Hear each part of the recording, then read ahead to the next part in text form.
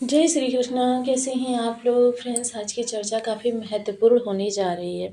आज हम चर्चा करने जा रहे हैं ऐसे योग की जिसे हम अभी तक राजयोग समझ रहे थे, किंतु जब ध्यान से देखेंगे आप तो पाएंगे कि आपके लिए ये ऐसा माया जाल तिलिस्म का फैला हुआ है कि जहाँ पर अगर आपने थोड़ी सी भी असावधानी बरती तो यही राजयोग दुर्योग बनने से भी आप बिल्कुल भी नहीं रोक सकते। आपको लिए बड़ी परेशानी का सबब बन सकता है। और अगर इसको सावधानी से आपने आगे कार्य को बढ़ाया तो फिर आपके लिए ये राजयोग भी रहेगा। तो क्योंकि बेहद महत्वपूर्ण चर्चा होने जा रही है, क्योंकि किसी भी स्थिति के साथ में इस तरीके की विषम स्थिति आपके साथ में नहीं उत्पन्न हुई कि आपके लिए इतनी बड़ी परेशानी का सबब कि छोटी सी असावधानी बड़ी परेशानी बन जाए। इसलिए इस वीडियो को पूरा देखिएगा क्योंकि इस चीज़ को समझना अति आवश्यक है। जैसा कि हम सभी लोग जानते हैं कि जीवन में हमारे समय बड़ा बलवान होता है।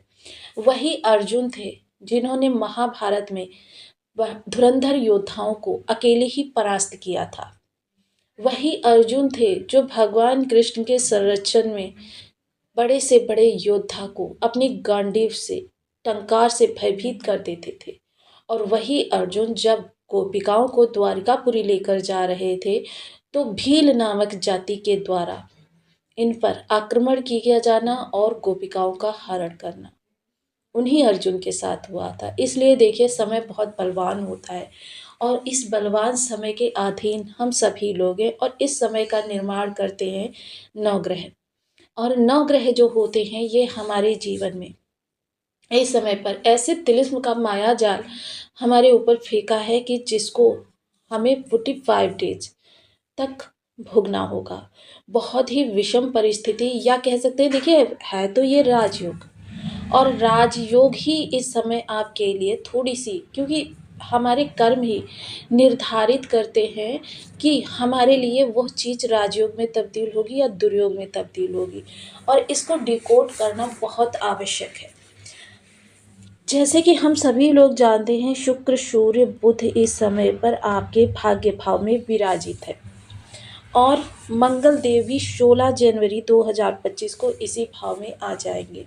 मंगल का यह राशि परिवर्तन चतुर्ग्रही योग का निर्माण करेगा जो कि आपके भाग्य भाव से निकलेगा। और ज्योतिष शास्त्र में कथन है कि जितने ज़्यादा ग्रह जिस भाव में बैठे होते हैं वो भाव उतना ही शक्तिशाली होता है।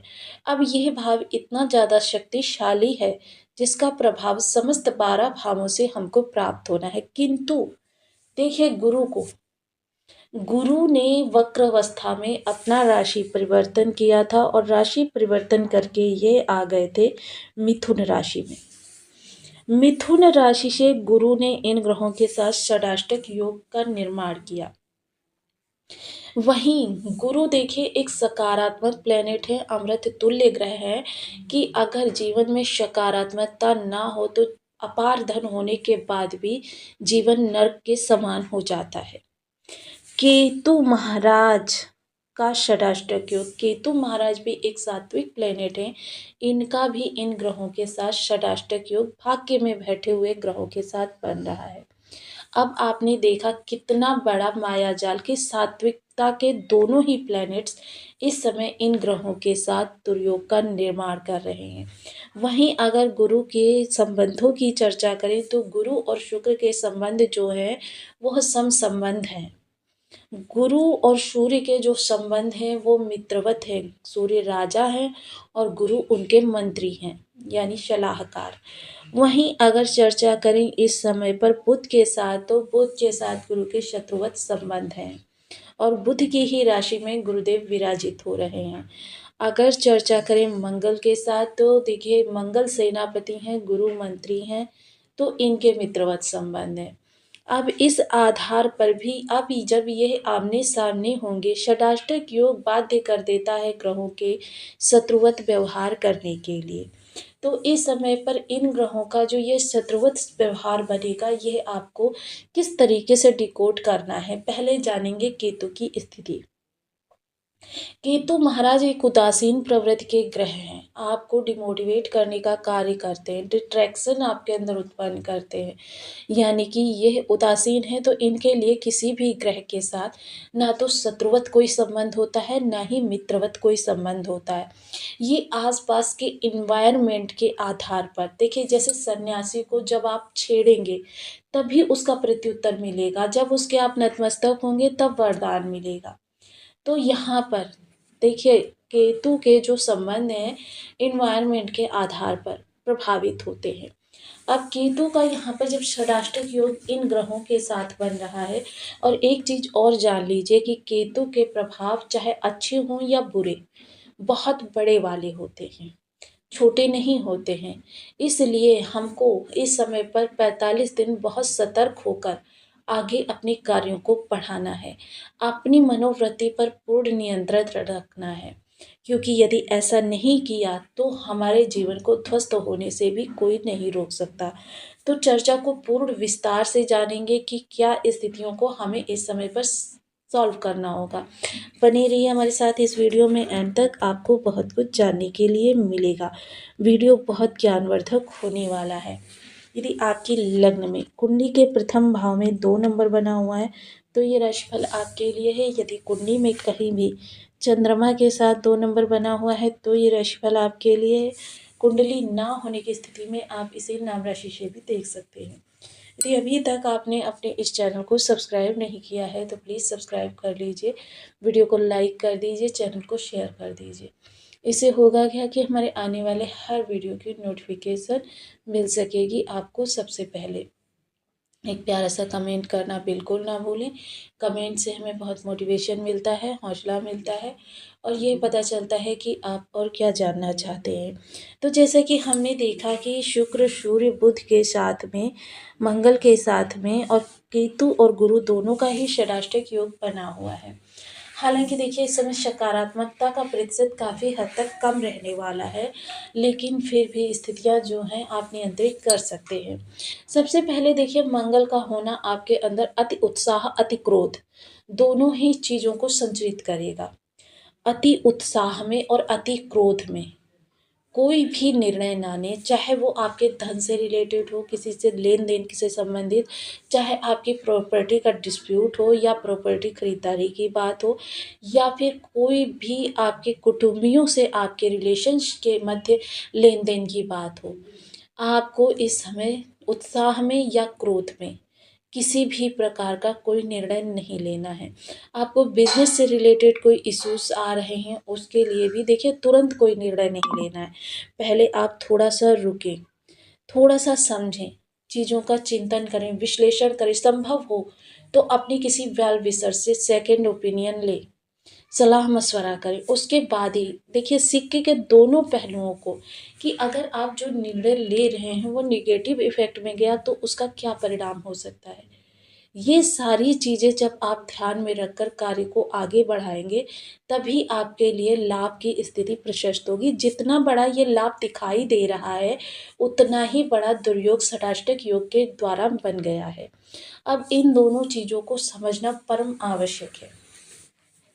इस समय क्रोध की स्थिति बिल्कुल ना आने दें।